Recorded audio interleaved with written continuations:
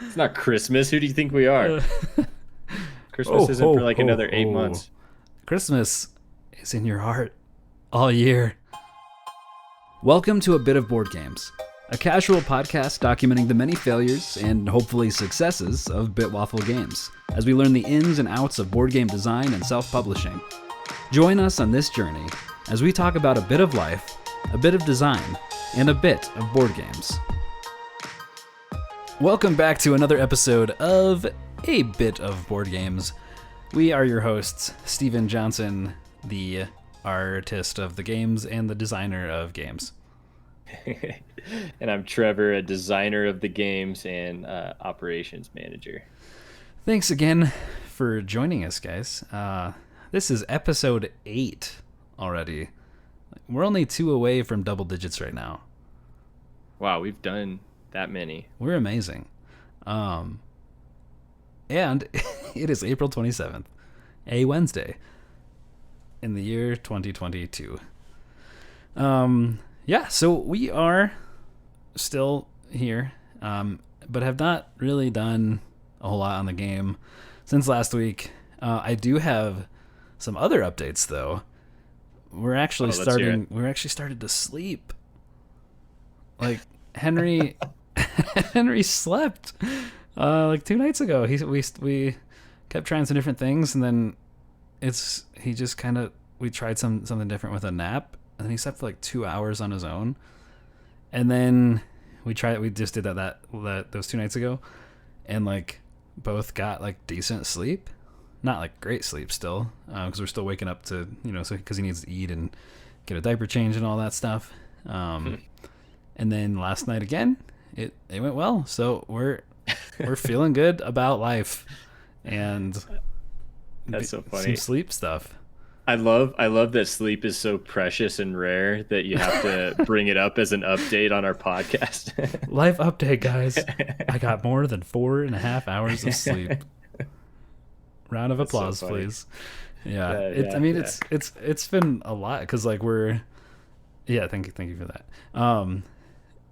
We're like not sleeping while having a almost 2-year-old with a 6-week-old child now, plus sometimes working this game, plus a full-time job, plus what else am I doing? I finished a freelance project designing an app a couple weeks ago, and then I've also been doing classes in UX design, and I'm finishing up a final project on that, which has just blown up. You heard of scope creep before?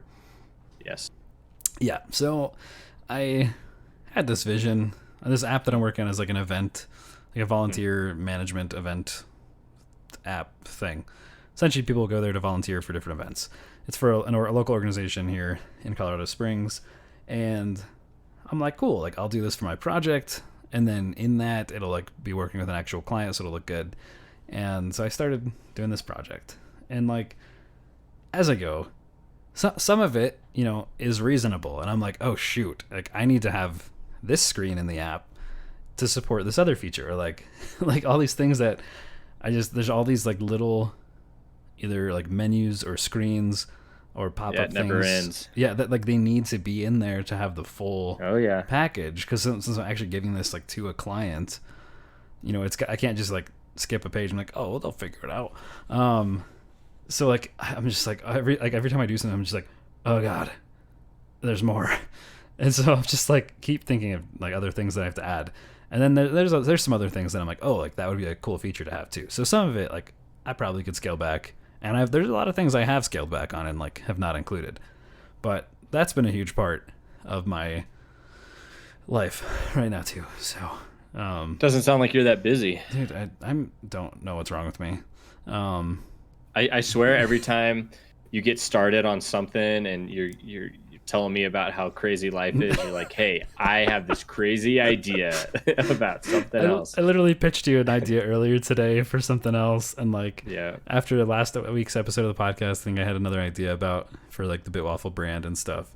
You guys just need to know. Stephen will text me or call me just randomly, middle of the night. He doesn't hold back. He called me at 1 a.m. last night. No, I'm kidding. But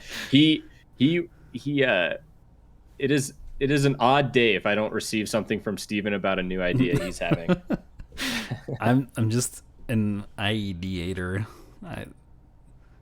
Well, that's That's part not of a, why we're making this game. that's I not a mean, it's word. keeping us busy. I understood what you meant. Yeah. Um, yeah. That's Anyway, funny. that being said, this is my last thing in this course that I'm doing for UX design. So I'll be done with that. So that'll be a huge thing off my plate. Nice. I think that's kind of been like my main side project for a while that I've been finishing up. So it's been hard to do other things. So hopefully I'll get that finished. And yeah, that's kind of some stuff that I've been working on. I love it.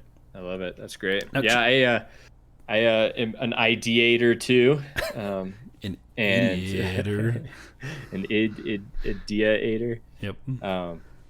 Anyway, so as I mentioned in previous episodes, I love summer, and so as part of that, now that I'm going to be a new dad here soon, I'm thinking about, just kind of family traditions that I want to have, and uh, I like to get creative and come up with quirky ideas. But one of the things that I kind of been thinking about, and I shared with my family, my immediate family, so just my siblings and parents, is this new idea of a summer holiday that I want to introduce to my family and have it become part of the kind of normal summer routine. And so my pitch to them, to my family, was let's take this idea of a summer holiday and let's treat it as if it's a Christmas or a Thanksgiving, and we'll set a date sometime in early June, and we'll commit every single year to this date and take off work if we have to, or make sure that we're in town so that we can spend this time together, because there aren't really that many holidays in summer. I mean, what is there in summer?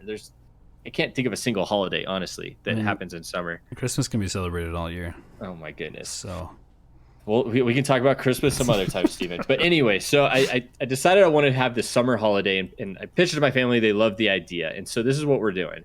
We're calling this summer holiday. And I'm a big Office fan, by the way. And Dwight always comes up with these crazy, kind of mini holidays that kind of correlate with, other holidays that they have that he had as a, part of his family. And so what we're calling this holiday is Festinsome, because it's going to be a festival in the summer. So wow. Festinsome is what we're calling it. And it's going to be sweet. I'm That's telling you what, awesome. Because it's our family holiday, we get to make the rules, right? We get to decide what is the tradition going to be with this holiday. And we're like, let's just take all the best things of what we like about other holidays and apply it to this. So like one of the things we're doing is, like I said, it's going to be early June. We're going to make it so that everyone just kind of brings whatever food they want. It doesn't even have to match or pair well. I'm saying like, hey, I'll make the main thing. I'll smoke some brisket because I really love brisket, and you guys bring whatever the heck you want. Maybe we do pina coladas with it because it's people like pina coladas, or we make margaritas, or bring your favorite Swedish mixed beans, meatballs. or Swedish meatballs. Yeah, you love those. Just things like that. We're also planning to do like a kind of like a festival activities in the park, and we're calling that Miller Zeit. My last name is Miller, and Miller Zeit is I guess German for time. So it's Miller time at Black Forest Park. Not sponsored. That's not a sponsor, but anyway, just have like friendly competition among the family, whatever. And we're saying, hey, come in Hawaiian clothing. We're just making it fun. But the great thing about the whole thing is that we're gonna, I think, really try to make this a true family holiday each year to year, and keep the tradition going. Maybe add new things. But that's awesome. Anyway, we're really excited about that. So that sounds like so much fun.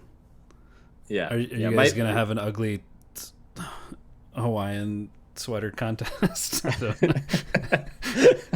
don't know if Hawaiians even own sweaters. Is ugly it tank top contest? Yeah, ugly tank top. That would be pretty funny, actually. Ooh, who has the best beer gut? Yeah. Competition. Oh man, body paint. Ooh, do like a body paint competition on your chest. That is, yeah. So anyway, these genius ideas. Like, I just can't stop. Maybe I'll invite you to my Festinsome sometime. I'll paint my chest. I know you would. See, I'm a little nervous about Yeah. that. We're gonna be in public, so No one else is gonna paint their chest. I'm just gonna show up and like, wait, I thought we were doing this. Like, no one agreed to that. No. Oh man, dude. Speaking of like family get-togethers and stuff, we we were preparing to go to a friend of mine, a friend's wedding. Dude, I really have a hard time with words like all the time.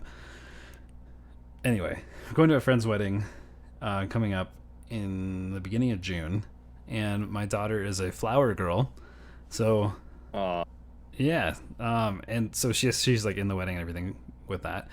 However, she'll have just turned 2 years old, which means we have to start buying plane tickets for her, and so we have to buy. no. So we're buying 3 plane tickets to get out there. We also have Henry. He's coming too, but we don't have to pay for him. He just sits in our lap. King Henry. Yeah, maybe they'll give us a grand entrance or something. So we booked 3 flights to go to San Diego, and it cost like $1,800 for the 3 of us to go there. And then we also have a family vacation that we're all going to in Jersey, where I'm originally from, Jersey. I drink coffee. I walk and I Good talk and I old get a small Jersey. dog coffee. It's the New York, Northern Jersey thing. Anyway, That's funny. yeah. So we're flying to Jersey. Same deal. 3 tickets, but that one's like $2,500. Oh my gosh. So like this is like I've never spent that much money on flights. You might as well start walking. Yeah, true. Probably cumulatively, I've definitely spent way more than that in my life. But like in 1 month, dropping almost $5,000 on flights to travel, like, Wow. I'm not made of money over here. Just put Cece and Henry in the stroller and scooch on down. Yeah, yeah. These are just things that we felt like we couldn't not do them. Yeah. So. Yeah. That's so much money, though. Wow. It's nuts. It must just be like because of stuff with Ukraine, Russia, and like gas prices going up. I think all travel costs are going up. Right. So it probably cost you that much just to drive down there. Yeah, and it would cost us way more than that in our sanity and amount of gray hairs we have. I believe that. Yeah, talk about no sleep. Yeah, you drive you crazy. Dude, it would take multiple days, like many days, Yeah, to no be able thanks. to do that. No thanks. Yeah. Anyway, I also forgot to update on the whole internet situation, the internet cable, the whole. Oh yeah, please let the masses know what's going on with your house. Well, I haven't done anything. So there you go. I thought you were gonna at least share like some kind of story, but Nope. the answer is nothing's happened. There's still I have like these aluminum push rods that to run cable. It's just hanging through your It's ceiling. just hanging through the ceiling. Oh my gosh. There's one. I'm sure Libby is thrilled with that. Oh yeah. Well, so like there's one in our closet going up to the attic, and the other one is in our closet going down into our guest room, which my sister was staying with us for a couple of days down there. I'm like, hey, don't mind this random like pole sticking down through the ceiling here. It's fine. So. Oh my goodness. All There- right. there Well, you go. anytime I need help with any projects in my house, I will not be recruiting you because I don't want cables just hanging through my walls for weeks on end. If you ever want projects started, I'm your man. Yeah, you love coming up with new ideas. You just we gotta finish this card game, man. No, we will. We for sure will. Do you want to talk about? Tell me about it. No, tell me about it. No, you tell me about it. Okay, hey, let me tell you about it. Check this out. So, Tell me about it. all right, so let's dive into the card game stuff a little bit. Let's jump in. Let's jump right in. Let's So delve Stephen in. will hit some items about the lore in regards to what I'm about to tell you, but we're this week we're working through some items that kind of deal with the how turns work, I guess, in the game, and talking through that, because a big part of creating a card game is making it so that turns feel good. You feel like you're actually accomplishing something, but you're not taking too long to to do it right. I mean, we've all played that game where it's super fun, but you do your turn and it's going to be another 10 minutes before it comes back around to you. Right? We've all played that sort of game, especially with people who are new to the game and have to think through, okay, if I do this, it's going to impact this, and then I got to make this decision. So we're trying to make it so that you have impactful decisions on your turn, but keeping it basic enough that you can feel like you have things in order before it gets back around to you. And so we don't want analysis paralysis. Yeah, too many That's options. Great. Wow, where'd you come up with that? That's fantastic. I totally made it up on my own. No one's ever said that before. All right, trademark that. Yep. So anyway, we're coming up, and I mean, part of the issue too is as we're building out these processes, we're thinking, okay, maybe we're getting rid of gold to purchase blueprints, and we're just going to use scrap as one of our main materials. And I think that's a good direction because it's less things to manage. But now, how do people acquire scrap? Is that going to be part of their turn? Is it an action they have to decide if they're gaining scrap, or is it just something they acquire at the beginning of every turn? Those are things that we're working through. Right now, we're thinking that they'll probably acquire a small amount of scrap at the beginning of each turn. We don't know how much yet, but then on top of that, they'll have 2 main actions that they'll get to take. And I'm not going to go through them right now, just because they're more than likely going to change. But it's things like so much. Yeah, it already has changed a whole lot, and it probably will change a whole lot again. But it's things like crafting materials. Are you going to take a turn to craft a material? Are you going to take a turn to purchase a material? Things like that they're going to have to consider. Am I running low on certain resources, and am I going to have to take a turn to reacquire those resources, or start to build up my bank a little bit more so that I have the ability to actually craft things or build things on future turns? And so that's things we're working through. And then we're also talking about how our ability is going to come into play. Is that going to be an action as one of your 2 actions, or abilities on the cards that you build going to be just something that you have a default access to regardless of what other actions you take? And I think as of right now, we're saying that abilities are maybe going to be separate from those other 2 actions. But yeah.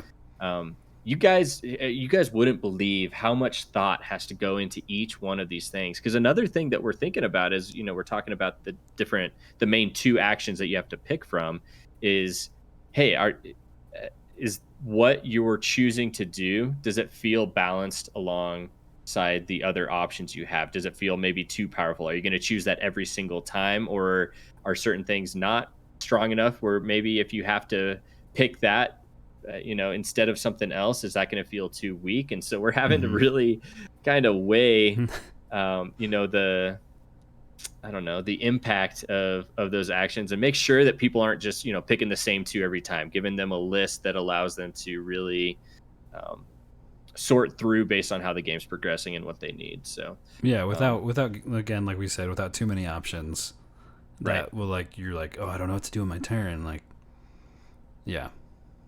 Exactly. We want it to feel good. Again, we said this before, but it's a balancing act, and we really want each of these things, every core part of the game, the blueprints, the actions, the resources, the abilities on the cards, the forge points that are the that you're trying to score for in game. Is it all feel good based on from game to game, from player to player, based on how they want to play it? Does it all feel pretty even and balanced out? And so actions are just another part of that, trying to make sure that all feels good. So yeah, and I like to design thematically, I think. So yeah. So talk to me about what you were thinking as far as how the actions would work, and scrap too, especially. You were talking about that.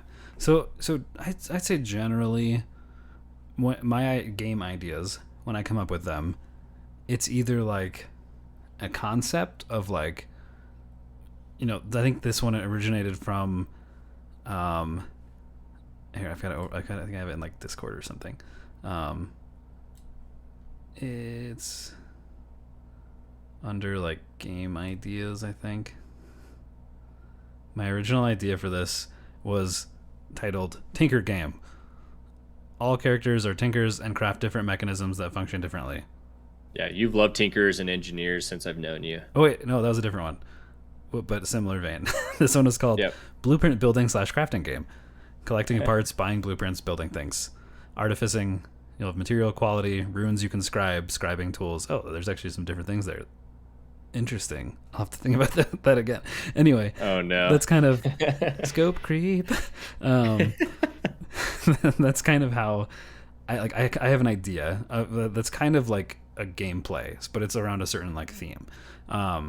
So it's like, hey, like I have the idea of this genre, this theme with like a core mechanic built around it. Some people are like, oh, I design mechanics or mechanisms first of like, you know, some arbitrary thing that doesn't mean anything, where I kind of combine it, and I'm not just like, I'm going to make a pirate game, but I'm like, this is specifically like a fantasy crafting like blueprint game. So like that's kind of Right. how it's going to play, and that's the theme it's in.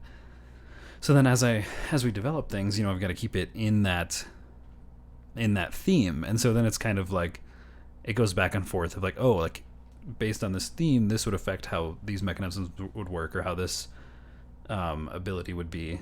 So like it helps to, they build off each other. So like I'll be like, okay, so that'll work, you know, lore wise. Whereas other times it goes the other way, where it's like, okay, we don't want, you know, too many options or like too many resources available. So how does that work lore wise? And so in this kind of world that we've built, like the main, again, like you're an artificer in this colony group, whatever, of artificers, like all that's like your people group.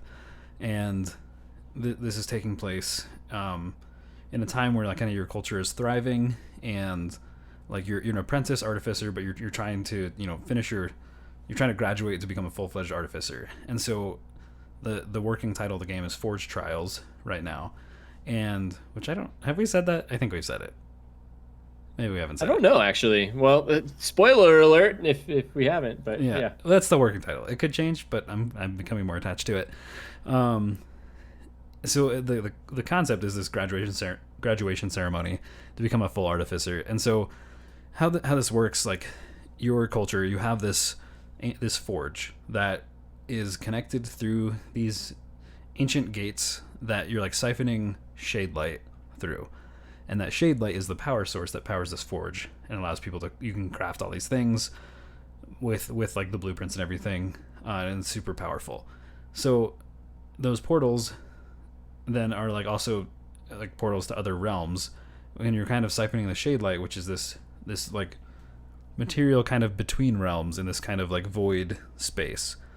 So the kind of the thing here is like, you know, these portals existed with this shade light between them, but then you were harnessed that to power the forge. Anyway, the trials are this ceremony where you go through the portals to another realm, and so you're kind of more isolated with only other people trying to graduate as well and succeed there.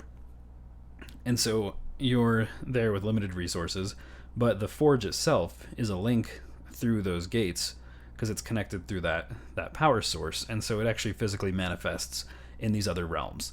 And so you can still access the forge and use it, even though you're not in like the main realm that you were with, you know, with your people and everything. And so that kind of works here because like the forge is kind of your link back to the main your home world, home realm, whatever.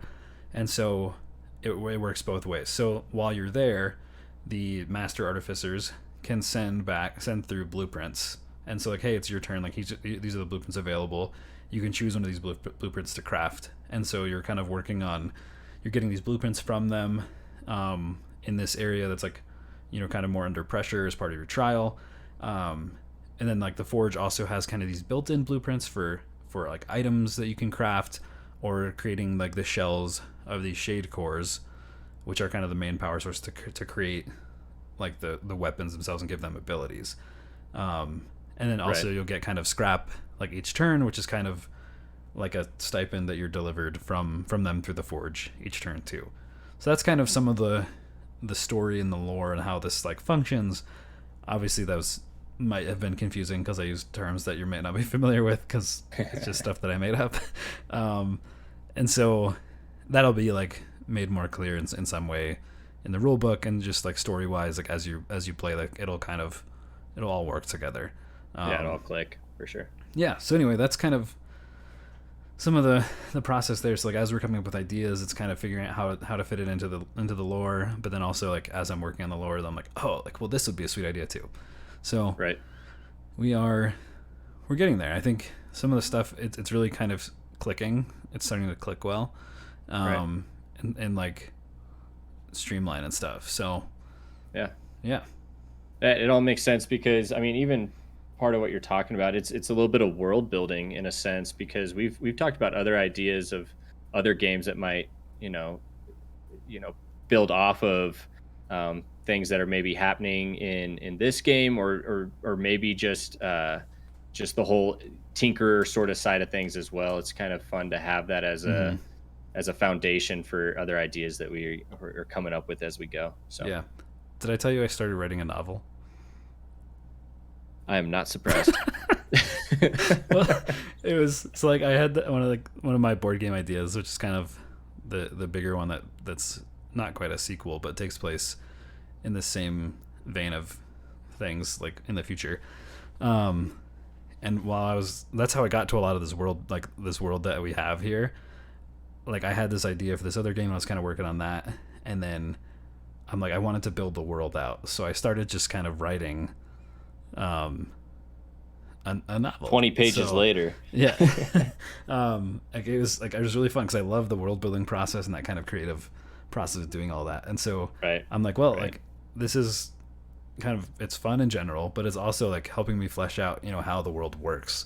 And so that like, Yeah. when we're creating a game, we have this world to reference in a sense, and like on how things function, I've kind of established some of that, and then can like pull from the what I've been writing to influence how the game works and that world works. But then also, if I work on the novel more, then I can pull from the game on like things we've developed from there. So Right. it's really cool. Yeah, I it don't works know. both ways. It's really fun. I like the idea of having these like interconnected games, and different mediums of things that will like kind of share like a world or universe or something. Yeah, it's almost like the whole like Disney universe thing, right? Where people Yeah. are, try to find Easter eggs in different movies or things that they come up with that you're like, man, oh yeah, Encanto references Cinderella somehow, or whatever. That's just kind of fun Right. for people. But I mean, even though, yeah, so the whole idea of building the story out may seem like not as important to how the game actually plays, but for us it's a very core piece because It's like the a lot of motivation. yeah, exactly, it's how we come up with a lot of ideas, like what makes sense with how we're building out this piece. We're not just willy-nilly tossing ideas out there that maybe are that we think are better for the game. We want to improve the game, but we also want to do it in a way that makes sense, that the players can understand, and they go, oh yeah, it would make sense that they would spend Mm-hmm. scrap on this item instead of gold, because maybe that's the only resource they have access to. So Yeah, it's all super important. But yeah, a lot of people have made card games, dice games, things like that, where it's just kind of like it's like mechanisms, and it's just kind of fun gameplay, and like it's simple. You can roll dice, and re-roll certain things to try to get stuff like Yahtzee or something.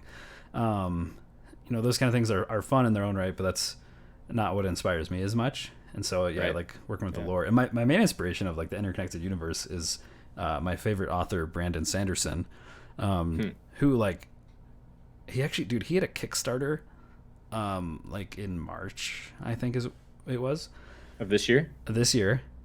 The most funded Kickstarter ever, $41 million.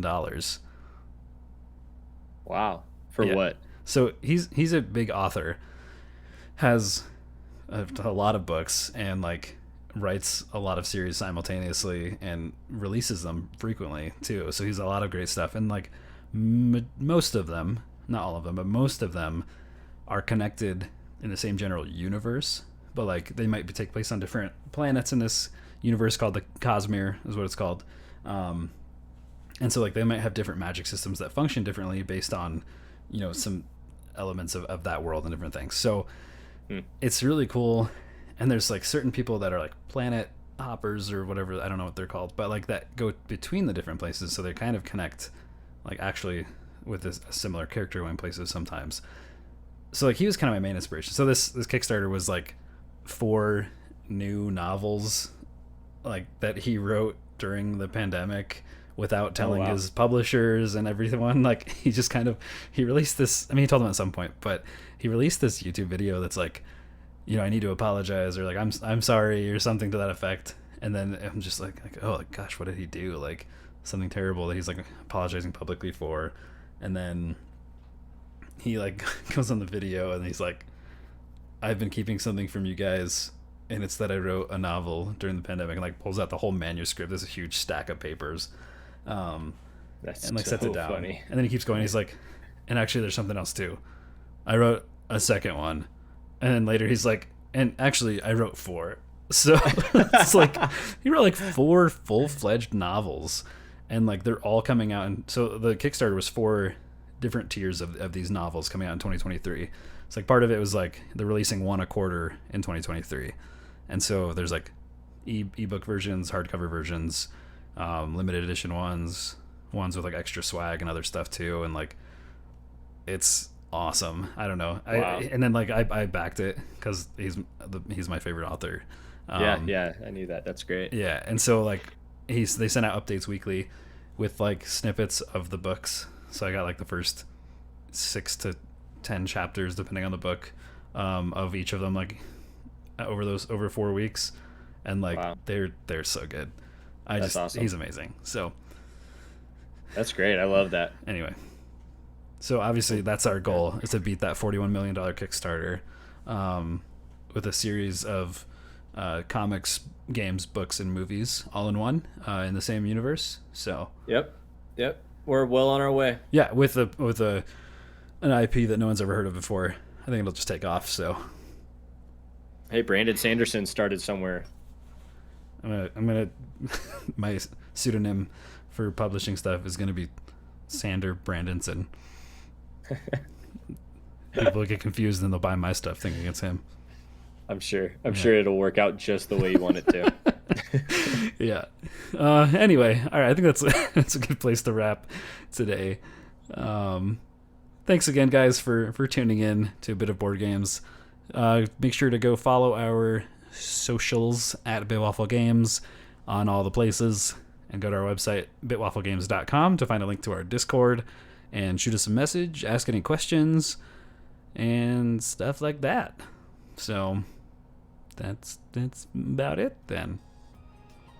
Okay, bye guys. See you guys. Bye.